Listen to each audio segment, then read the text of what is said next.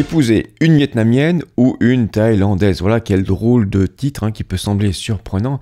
Et pourtant, croyez-moi, il n'est pas aussi surprenant pour les personnes qui s'intéressent à l'expatriation. Cette vidéo s'inscrit dans le cadre d'une série de podcasts que je consacre à l'expatriation. J'ai déjà expliqué dans une vidéo précédente quelques différences qu'on trouve entre l'expatriation en Thaïlande et au Vietnam, et aussi pourquoi ce sujet est intéressant. Et on m'a déjà posé des questions sur ce sujet, sur les femmes. Alors pourquoi ces questions? Si vous vous intéressez un peu au sujet, eh bien vous n'êtes pas sans ignorer qu'en Thaïlande, par exemple, la grande majorité des expatriés sont des hommes célibataires. Je ne connais pas les statistiques exactes, à en croire les très nombreuses vidéos qu'on trouve sur l'expatriation en Thaïlande, ce serait 90% des hommes. Alors évidemment, elles ne sont pas forcément représentatives, mais même si vous allez en vacances à Pattaya ou à Phuket, mis à part les touristes, quand vous voyez les expatriés, force est de constater que pour l'immense majorité, ce sont des hommes. Alors ce sont des hommes souvent plutôt d'un certain âge, il peut y avoir quelques plus jeunes aussi, mais l'une des raisons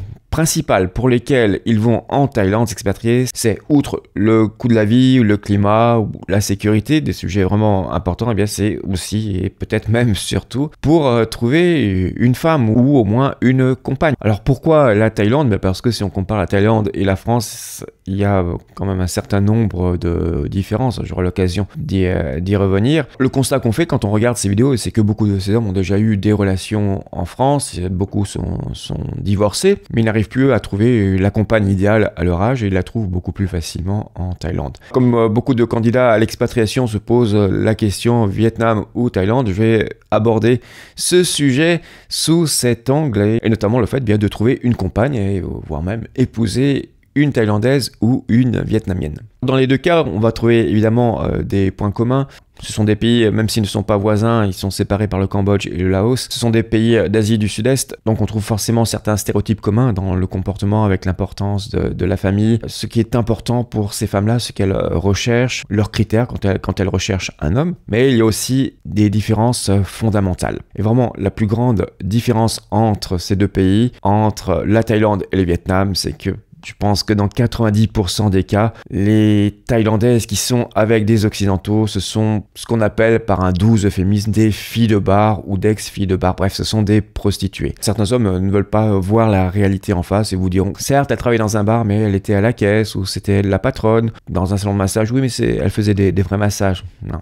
La plupart du temps, ce sont vraiment des femmes qui sont avec ces hommes uniquement pour l'argent. Personnellement, je ne juge pas si chacun y trouve son compte. Pour ces femmes, ça permet d'avoir un certain niveau de vie. Au Vietnam, la situation est complètement différente. Alors bien sûr, la prostitution existe aussi ici, mais elle est vraiment cachée, elle n'est pas particulièrement destinée aux étrangers, en tout cas pas aux étrangers occidentaux. Ici, il n'y a vraiment pas de tourisme sexuel, donc vous pouvez passer votre chemin si c'est la raison pour laquelle vous voulez venir ici. Cela signifie donc que le type de personne avec laquelle vous allez être sera très différente en Thaïlande et au Vietnam. Au Vietnam, ce seront des femmes qui ont une profession normale, ce qui veut dire qu'elles seront quand même un peu moins accessibles qu'en Thaïlande parce qu'il va falloir quand même faire des efforts dans la séduction. Alors qu'en Thaïlande, il suffit d'avoir un porte-monnaie bien garni, puis voilà, vous achetez un service. Alors je commence par là, comment ça se passe? Bien dans la plupart des cas, ce que font les hommes. Alors moi je n'ai pas testé, tout ce que je vous dis là, c'est ce qui ressort de toutes ces vidéos sur l'expatriation en Thaïlande. Ils testent et puis s'ils en trouvent une qui leur plaît, ils lui proposent d'arrêter de travailler, de leur verser un salaire. Alors ce n'est pas toujours dit comme ça, alors parfois les choses sont vraiment très claires. La femme dit tu me donnes 400, 1000 ou 2000 euros par mois. Et voilà, je ne vois plus d'autres hommes, je reste avec toi, je te fais la cuisine, je te fais le ménage, je tiens compagnie, et puis voilà, je fais d'autres choses avec toi. Certains vont peut-être me poser des questions sur les prix, d'après ce que j'ai cru comprendre, mais ça dépend évidemment de l'âge de la femme, puis de sa beauté. Donc voilà, c'est un service, vous achetez un service. Franchement, je ne juge pas si ces femmes sont bien comme ça, si elles préfèrent faire ça plutôt que d'aller travailler dans une usine et gagner 1 ou 2 euros de l'heure, grand bien leur face. Puis si des hommes ont les moyens, finalement, peut-être que ça coûtera peut-être même pas plus cher d'entretenir une Thaïlandaise à qui vous allez donner comme argent de poche 400, 500 euros par mois ou 1000 euros si elle est un peu plus jeune, un peu plus belle, plutôt que de vivre avec une Française qui n'a pas de travail ou qui ne touche pas de retraite. Donc pourquoi pas, hein, c'est un choix. Bon, je sais que personnellement, je ne le ferai pas. Parce que l'inconvénient, lorsqu'on voit ces femmes, c'est que déjà, évidemment, elles ne parlent pas français. Elles parlent un anglais souvent réduit. D'ailleurs, les hommes aussi, hein, les occidentaux, les Français qui sont là-bas, certains ne parlent très mal l'anglais. Donc personnellement, ce n'est pas mon truc. Avoir une relation avec une femme avec qui on ne va pas échanger, hein. Moi personnellement je ne veux pas une boniche, c'est pas ça qui m'intéresse. Mais là encore une fois, je ne juge pas si c'est ce que vous recherchez, une cuisinière, une femme de ménage, et puis un peu plus même au lit, ok, pourquoi pas. Moi je sais que personnellement non, j'ai besoin d'échanger, j'ai besoin de quelqu'un qui soit intellectuellement au même niveau que moi. Alors si vous suivez un peu mes vidéos, vous savez peut-être plus ou moins que je suis avec une Vietnamienne. Elle a fait des études à l'université, elle parle français, j'apprends énormément de choses sur la culture vietnamienne grâce à elle, nous avons énormément d'intérêts communs, nous voyageons beaucoup, quand on va visiter un musée, elle s'intéresse à tout, elle s'intéresse énormément à la politique comme moi, aux relations internationales, donc vraiment nous avons de quoi échanger, et elle pourrait être tout à fait française. Pour moi, ça ne fait pas différence. Bon, bien sûr, il y a des différences culturelles, mais ça c'est encore un autre sujet. Alors si malgré tout vous voulez absolument résider en Thaïlande et vous ne voulez pas d'une fille de bar, hein, d'une prostituée, vous voulez vraiment une Thaïlandaise normale, là ça va être compliqué d'en trouver. Alors ça existe, hein. Là encore on en trouve parfois dans ces vidéos des Français qui sont avec une femme, qui ont un travail normal. Comment les rencontrer dans ce cas-là? Là c'est quand même plus compliqué. Alors vous avez évidemment les applications. Alors là ça marche aussi au Vietnam. Au Vietnam on utilise beaucoup Tinder, Bumble. Personnellement, je n'utilise pas ces applications parce que il faut être photogénique et moi, franchement, je suis pas beau, hein, en photo. Et attention, danger, si vous êtes jeune et beau, ok, je pense que ça peut marcher, mais vous avez déjà un certain âge, vous avez 50 ans, 60 ans, puis c'est une très jolie fille, type mannequin, avec un joli maquillage, qui a 20 ans, qui s'intéresse à vous. Non, mais ne vous faites pas d'illusions non plus, faut être réaliste. Il y a beaucoup de ce qu'on appelle des scams, hein, des escroqueries. Alors par exemple au Vietnam, ce qui peut vous arriver, ça arrive souvent, hein, lorsqu'on trouve sur Tinder, la fille va vous proposer un rendez-vous assez rapidement, et puis ce n'est pas une prostituée, hein, et donc, mais c'est elle qui va choisir le café ou même le restaurant, et là bien on va vous facturer le double ou le triple de ce que vous auriez dû payer, vous allez payer pour deux, puis ensuite la fille, vous ne la reverrez plus. Donc un petit conseil, hein, si vous décidez de passer par ces applications comme Tinder ou Bumble, choisissez vous-même l'endroit où vous voulez aller, puis soyez réaliste par rapport à l'apparence, par rapport à l'âge. Si vous avez plus de 60 ans, que vous faites 150 kilos et que vous ne prenez pas soin de vous, et puis que la fille elle a 20, 25 ans,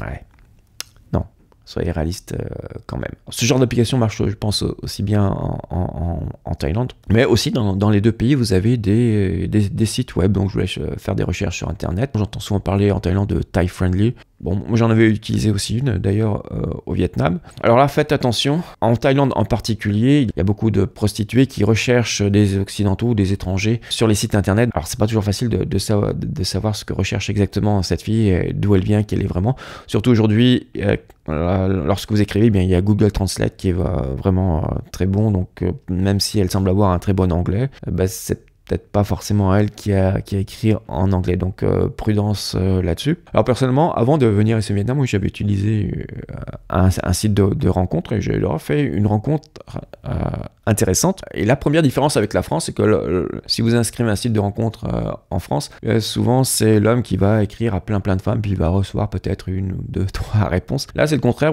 je n'ai rien eu à faire, puis j'ai eu beaucoup de messages. Puis il y en a une qui sortait du lot. Alors moi j'étais quand même assez méfiant parce que justement à force de voir toutes ces vidéos, elle avait un très bon anglais et elle me disait qu'elle était prof d'anglais. Et là je vais raconter une première anecdote, mon expérience personnelle, ce qui s'est passé ensuite quand je suis arrivé ici au Vietnam, où une semaine je lui ai proposé de se rencontrer. Donc évidemment ça ne s'est pas du tout passé comme je le pensais, comme ça serait passé en Europe ou en France par exemple. Première surprise, elle m'a demandé d'aller chez elle. Bon, moi, j'étais vraiment méfiant. Elle m'a donné une adresse le soir, puis je suis arrivé, puis c'était vraiment une grande maison. Il y avait, et c'était en fait un centre de langue. Et là, j'ai découvert qu'en fait, elle avait sa propre école de langue. Elle était pas seulement prof d'anglais, mais elle était propriétaire de tout l'immeuble. Elle m'a dit qu'elle avait ses appartements au sommet, puis tout le reste, c'était des classes. Et elle, donc, c'était la propriétaire de ce centre de langue. C'était plutôt une bonne surprise. Je me suis dit, bon, bah, au moins, elle ne sera pas avec moi. Si elle est avec moi, ce ne sera pas pour l'argent. Deuxième surprise, elle a voulu qu'on aille au restaurant, puis c'était assez loin de son école. Alors déjà, on n'est pas allés que tous les deux. Elle a emmené 2 de ses employés. Puis comme c'était assez loin, on a pris sa voiture. Donc ouais, je me dis, elle a déjà un immeuble, elle a une voiture, et elle ne nous a pas emmenés dans n'importe quel restaurant. C'était un restaurant de fruits de mer qui coûtait assez cher. Et là, troisième chose un peu inhabituelle pour nous, vient le moment de payer. Je dis, comment on va faire avec ces 2 employés, est-ce que je paye ma part? J'étais un peu embarrassé, donc je lève un peu la question. Elle dit non, je paye pour tout le monde. Là, j'étais vraiment très gêné parce que c'est elle qui a payé pour moi. Elle a voulu montrer dès le début qu'elle avait les moyens, que si elle recherchait un homme, ce n'était absolument pas pour l'argent. Comme elle était professeure d'anglais, bien que je parle quand même plutôt bien anglais, il n'y avait vraiment aucun problème pour échanger, donc ça s'annonçait plutôt bien. Une semaine après, c'est moi qui l'ai invité. Là, j'ai fait quelque chose d'un peu plus personnel, hein, qui me ressemblait plus. Je l'ai invité dans une pâtisserie, et puis c'était prendre un parc. Donc après on est allé au parc, et c'est là que les choses ne sont pas passées comme je l'aurais aimé. C'est une Vietnamienne typique, une Vietnamienne du Nord typique, dans le sens où elle craint le soleil, parce qu'ici au Vietnam, comme en Thaïlande d'ailleurs, il faut avoir la peau blanche pour être beau. Alors dans le nord du Vietnam, s'ils évitent le soleil, c'est assez facile, mais dans des pays comme la Thaïlande, vu que la Thaïlande est plus au sud, que c'est encore plus ensoleillé que le nord du Vietnam, là ils ont parfois recours à vraiment des produits qui abîment la peau, ils se font blanchir la peau, il y a beaucoup de chirurgie esthétique. Au Vietnam, on n'en est pas encore là. En tout cas, dès qu'il a fallu sortir, elle mettait sa veste sur la tête pour pas prendre de soleil, et bon, ma promenade dans le parc, il fallait sauter d'un endroit à l'ombre à un autre. Et même déjà, pour aller de la pâtisserie au parc, il y avait peut-être 500 mètres, il fallait absolument prendre la voiture. Là, j'étais pas préparé à ça, et après j'ai compris que le vietnamien ne marche pas. Au bout de quelques semaines, je me suis vite rendu compte que le vietnamien, non, ne marche pas. Il prend soit son scooter, soit la voiture. Et puis elle, l'autre raison pour ne pas marcher, c'est pour ne pas s'exposer au soleil. Alors moi, c'est pas du tout ce que je recherchais, hein, parce que si vous suivez un peu mes vidéos, vous voyez le genre de voyage que j'aime faire, c'est plutôt en mode routard, sur le scooter. J'aime aussi faire des randonnées. Et elle, c'est une femme de la ville. C'était clair que bon, ça ne pourrait pas aller plus loin. Mais bon, c'était quand même une très bonne première expérience, et positive, parce qu'on s'est rencontrés sur internet, et finalement moi qui craignais qu'avec tout ce qu'on entend, elle était évidemment quand même bien plus jeune que moi, et qu'elle ne soit intéressée que par le fait que je sois un étranger, ou par mon argent. Mais en fait, je pense que cette femme avait en fait beaucoup plus d'argent que moi. Ça va être là la différence entre la Thaïlande et le Vietnam. En Vietnam, ça va être beaucoup plus facile de trouver une femme qui est bien intégrée dans la société. La Thaïlande, je crois que c'est quand même plus compliqué. Alors comment faire? Bon, il y a les sites internet, ça c'est bien si vous voulez le faire à distance et venir ensuite, mais sinon une fois que vous êtes sur place, alors le mieux quand vous êtes salarié, c'est dans votre environnement de travail, ça c'est vraiment la chose la plus simple. Si vous êtes retraité, là ça va être compliqué, parce que ça va être beaucoup plus compliqué de rencontrer des femmes locales, surtout si vous êtes dans un endroit très touristique. En dehors des prostituées, des Thaïs libres, il n'y en a pas beaucoup non plus, des femmes thaïlandaises libres. Si vous allez à Pattaya, ça va être compliqué. Franchement, c'est pas la destination que je vous conseille si vous voulez avoir une relation sincère avec une femme avec qui vous pouvez échanger. Il y a aussi le problème de la langue. Si vous ne parlez pas anglais ou pas bien anglais, et que la femme ne parle pas français, il n'y a pas beaucoup de Thaïlandaises franchement qui parlent français. Ce ne sera pas une vraie relation malgré tout. Donc n'attendez pas trop, soyez encore réaliste. Mais bon, si vous parlez bien anglais, ou si vous apprenez le thaï par exemple, bien, inscrivez-vous à diverses activités. Alors, je ne sais pas si ça existe en Thaïlande, mais ici au Vietnam, il y a des groupes de rencontres. Alors ce sont souvent de jeunes Vietnamiens et Vietnamiennes qui veulent rencontrer des étrangers juste pour pratiquer leur anglais. Donc ils organisent des sorties, ou une fois par semaine une rencontre. J'ai même participé à ce genre de groupe. C'est plutôt sympa, donc c'est une manière de rencontrer des locales. Alors là encore, prudence, hein, parce qu'il peut y avoir aussi dans le lot des femmes qui veulent vraiment rechercher un étranger, et on ne sait pas pourquoi. Elles recherchent un étranger, c'est pour l'argent, c'est simplement parce qu'elles sont attirées plutôt par les étrangers. Alors, est-ce facile pour un Européen de séduire dans des pays comme la Thaïlande ou le Vietnam? Là, je pense que c'est encore une différence entre les deux pays, parce que les Thaïlandais sont quand même plus renfermés sur eux-mêmes. Par rapport aux Vietnamiens, vraiment la diaspora vietnamienne, il y a des Vietnamiens partout dans le monde, aux États-Unis, au Canada, puis en Europe, et puis bien sûr en France, ils ont l'habitude de voyager, ils ont l'habitude de faire des études à l'étranger, donc c'est plus facile de trouver des personnes qui connaissent, qui ont déjà été exposées à la culture occidentale, ça facilite beaucoup les choses. Mais quoi qu'il en soit, dans les deux pays, il y a un gros avantage, c'est la couleur de la peau. Le fait d'être blanc, eh bien c'est un avantage, on n'a pas de mérite, hein, nous sommes nés comme ça. Si vous avez la peau noire, franchement, ce ne sont pas les meilleurs pays. Je crois là, passer votre chemin, à moins bien sûr d'être un footballeur célèbre et avec un porte-monnaie bien garni. Là oui, vous avez de la chance. Mais si vous voulez qu'on vous aime pour ce que vous êtes, et si vous avez la peau noire, non. D'ailleurs, par exemple, ici au Vietnam, à Hanoï, je ne vois quasiment jamais d'Africains. Ça va faire 2 ans et demi que je suis ici, j'en ai rencontré 2, c'était 2 Nigérians. Comme la plupart des étrangers salariés, c'était des professeurs d'anglais. Ils n'étaient pas très contents ici parce qu'ils disaient que tout le monde les dévisageait en permanence. C'était vraiment pour eux embarrassant et même ça devenait pesant. Ce sont les 2 seuls que je rencontrais. Si vous sortez dans la rue, parfois oui, peut-être des touristes américains qui ont la peau noire, mais vraiment des gens qui habitent ici qui ont la peau noire, vous n'en trouverez quasiment pas. Et comme pour travailler au Vietnam, il n'y a pas beaucoup de professions qui sont ouvertes, hein, c'est essentiellement la profession d'enseignant. Les centres de langue, les écoles de langue, souvent n'embauchent pas des personnes parce qu'elles ont la peau noire, même si ce sont des Américains, tout simplement parce que bien beaucoup de parents vont se plaindre ou ne vont pas vouloir envoyer leurs enfants, donc plutôt que de perdre des clients, ils préfèrent directement ne pas embaucher des noirs. C'est comme ça, c'est la culture, hein, je ne fais pas de commentaires là-dessus. Alors si vous êtes maghrébin ou d'origine maghrébine, là par contre la situation est différente et vous aurez moins de problèmes. Par exemple en France on peut pas nier qu'il y a de la discrimination vis-à-vis des Maghrébins. Cette discrimination se fait d'abord sur le nom et puis aussi et surtout sur l'accent des banlieues. Si vous avez l'accent des banlieues, même si vous avez fait des études universitaires, ça va être plus difficile pour vous de trouver du travail, de trouver un logement, etc. On va souvent vous assimiler aux racailles. Ici au Vietnam, ça ne sera pas le cas parce qu'on n'entendra pas votre accent, on vous jugera uniquement sur votre apparence physique, donc à moins d'avoir vraiment le teint très mat, d'être vraiment très très bronzé. Hein. Si vous avez plutôt la peau claire et vous évitez de dire vous êtes d'origine africaine, vous n'aurez absolument aucun problème. Si vous ne savez pas comment séduire une Thaïlandaise ou une Vietnamienne, je peux vous parler de mon expérience ici au Vietnam, quelques anecdotes. En fait, ça n'a pas été très compliqué, hein, je n'ai vraiment rien eu à faire. Donc il y a eu cette histoire, cette femme que j'avais d'abord rencontrée sur internet, bon puis j'ai vu que ça ne marchait pas. Et puis une semaine après, je vais à la banque avec un collègue vietnamien qui devait me servir de traducteur pour ouvrir un compte. Donc c'était une vieille dame qui me fait remplir un formulaire. Et puis soudain je vois surgir de derrière le comptoir une jeune femme, elle avait 28 ans si mes souvenirs sont exacts, elle prend mon formulaire, elle me dit « Ah oui, ah, vous êtes célibataire? Ah ben vous savez moi aussi ». Je dis, ok, je m'attendais pas du tout à ce genre de réflexion. Elle regarde ma date de naissance et puis elle me donne son année de naissance aussi. Ah, c'est bien, c'est bien. Elle parlait un peu anglais hein, quand même. Et puis elle a fini par me donner son numéro de téléphone. Bon, malheureusement pour moi, c'est le collègue vietnamien qui l'a intercepté, donc j'ai pas eu son numéro de téléphone. Bon, après, son anglais était, je pense, c'était peut-être pas assez bon pour moi. J'ai besoin quand même d'une personne avec qui je peux vraiment échanger plus facilement. Donc voilà, pour vous dire, et elle était plutôt mignonne. Hein. Je ne vous donne pas mon âge, mais j'avais 25 ans de plus qu'elle. Et à ce propos d'ailleurs, c'est là la différence entre les pays d'Asie et la France, c'est que la différence d'âge est très mal vue en France. J'ai jamais vraiment compris pourquoi, surtout j'ai toujours eu des amis plus jeunes et parfois bien plus jeunes que moi. En France, ça passe très mal. Alors ici, ça n'a absolument aucun problème.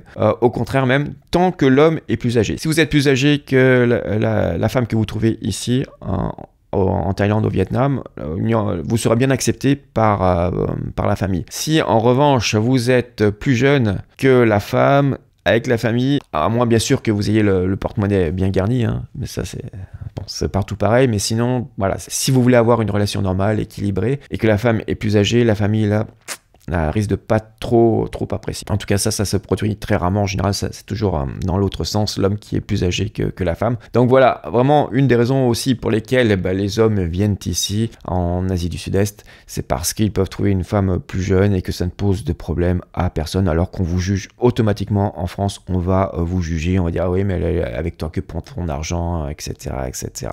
Donc l'argument qu'on peut répondre à ça, mais je pense qu'une femme, même si elle a le même âge que l'homme en France, elle va quand même aussi regarder son porte-monnaie. Ne dites pas que c'est pas vrai, bah si, on regarde ça aussi.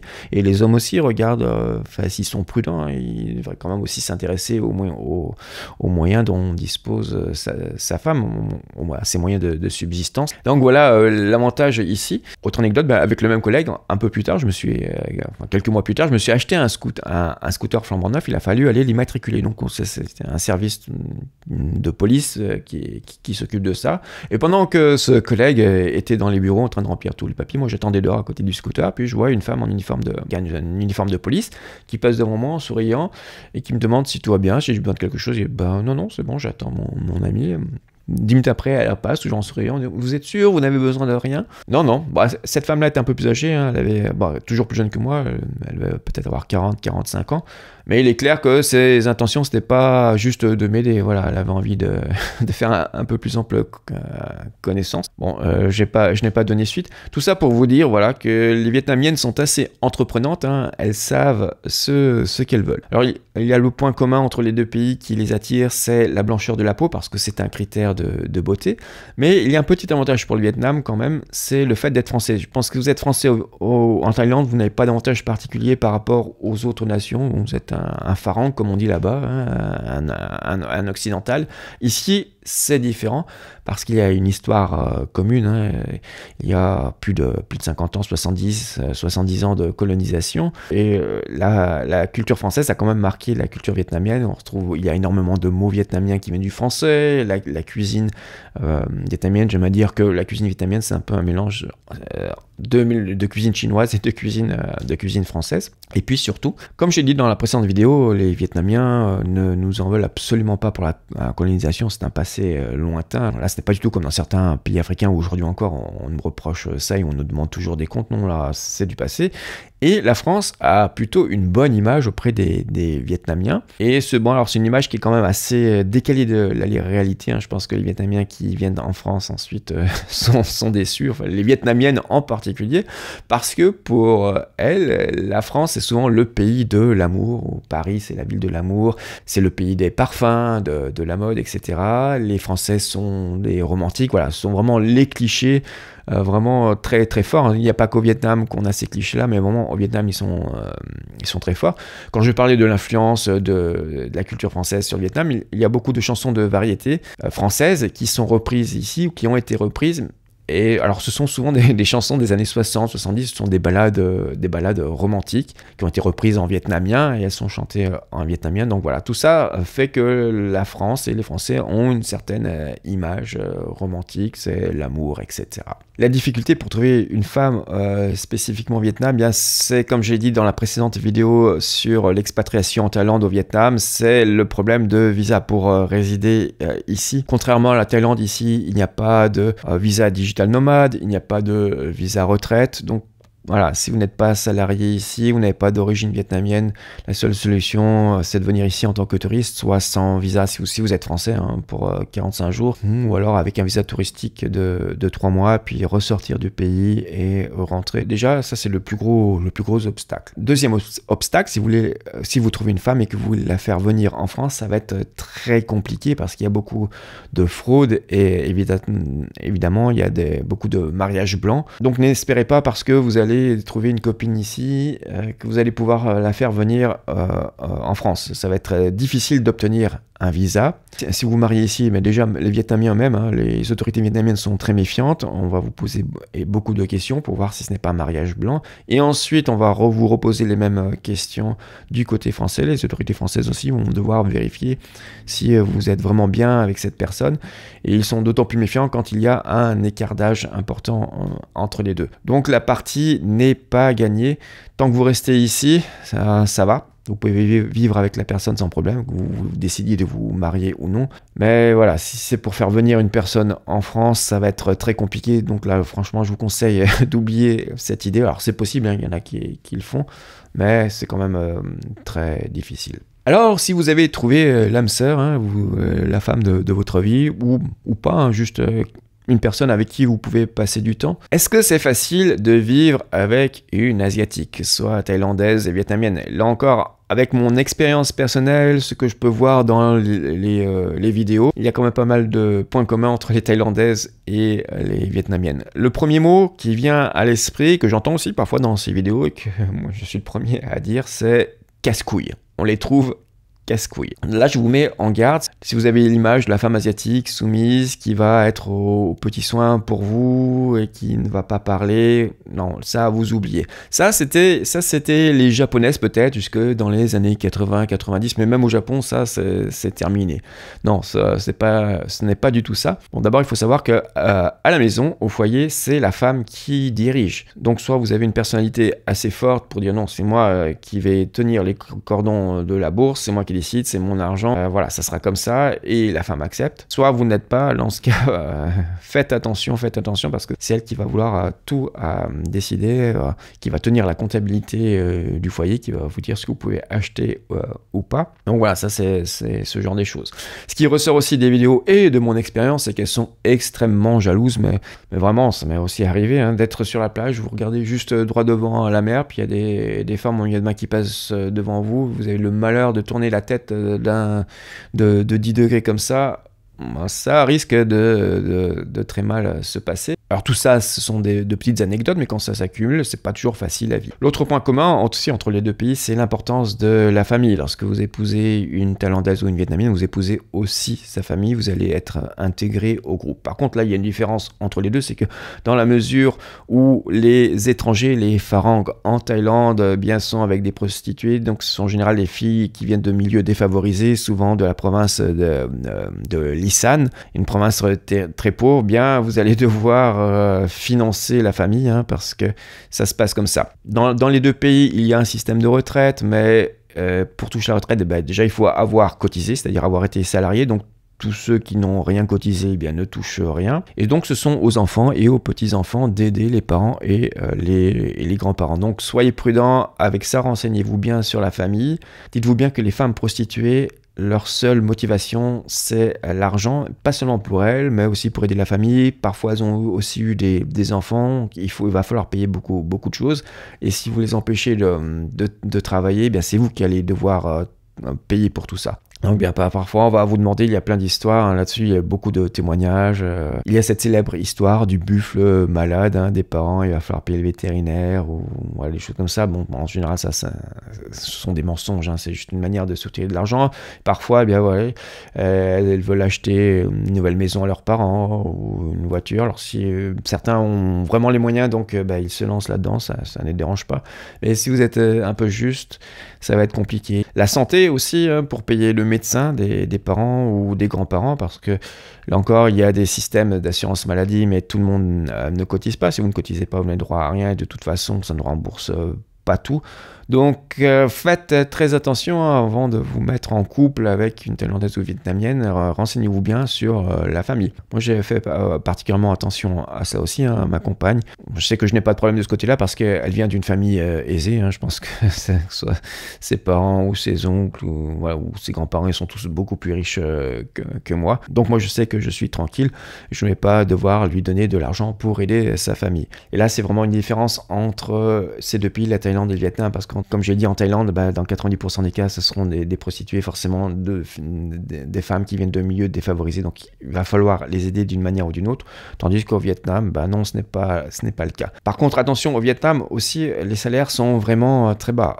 Si la femme que vous rencontrez travaille dans un restaurant, que c'est une étudiante par exemple, sachez qu'elle va être payée 1 ou 2 euros de l'heure. Donc il va quand même falloir aider. Si vous avez des revenus confortables, 2000, 3000, 4000 euros, et qu'elle elle gagne, elle travaille, je sais pas, dans une banque, elle va gagner 500, 600 euros, et vous allez quand même devoir payer plus de choses. Mais je trouve ça normal. Ce serait, je pense, la même chose si vous étiez avec une Française. Si vous avez des revenus élevés, que la Française a vraiment des très bas revenus, ben c'est vous qui allez payer une majorité de choses. Ben ici, ça sera pareil, sauf que l'écart sera quand même beaucoup plus grand. Dans le cadre de ma profession, j'ai eu l'occasion de rencontrer des collègues vietnamiens qui sont professeurs d'université. Ils m'ont dit qu'ils gagnaient 500, 600 euros par mois, grand maximum, et encore. Donc quelqu'un qui a fait de grandes études, qui est très cultivé, et qui fait partie qui est plutôt dans le haut de la société, eh bien, n'aura pas forcément de très bons revenus. Et en tout cas, elles seront sans doute bien inférieures à ce que vous aurez, quels que soient vos revenus. Mais il y a quand même une différence entre subvenir aux besoins de toute une famille, comme c'est parfois le cas en Thaïlande, et puis juste aider une personne pour un peu équilibrer. Alors cette différence culturelle, hein, le poids de la famille, c'est quand même une des plus importantes différences. Il y en a d'autres, j'aurai peut-être l'occasion d'y revenir. Si ce sujet vous intéresse, hein, vous pouvez laisser des commentaires, poser des questions, et puis j'y répondrai dans une prochaine vidéo. Pour résumer tout ce que je viens de dire, il y a quand même une très grosse différence entre les deux pays, hein, si vous voulez trouver ou chercher une compagne. En Thaïlande, ce sera essentiellement une relation tarifée, comme on peut dire. Vous allez la louer au mois, hein. Bon, ça a ses avantages et ses inconvénients. Il y aura plus la barrière de la langue, sans doute. Au Vietnam, vous pourrez plus facilement trouver une personne que je dirais normale, en tout cas qui exerce une profession normale. Mais d'un autre côté, il y aura ce problème de visa. Dans tous les cas, il y aura des différences culturelles auxquelles il faudra faire face. Mais après, ce n'est jamais facile de vivre avec une autre personne, hein. Mais vivre avec une Asiatique, en particulier avec une Thaïlandaise ou une Vietnamienne, croyez-moi, ce n'est pas toujours de tout repos. Mais d'un autre côté, je pense que dans les deux pays, elles savent bien prendre soin de vous malgré les apparences, hein. Il m'est arrivé plusieurs fois d'être malade. Ma compagne était toujours aux petits soins pour moi. J'ai eu d'autres témoignages aussi qui allaient dans ce sens. Alors dans cette vidéo, j'ai évoqué pas mal de stéréotypes. Évidemment, chaque femme est différente, chaque relation est différente. Je ne peux pas rentrer plus dans les détails et voir toutes les différences. Donc je m'en tiens à ces stéréotypes qui regroupent quand même une majorité de cas. Si vous avez des questions, laissez-les en commentaire. Et donc j'y répondrai et je vous dis au revoir et à bientôt dans une prochaine vidéo.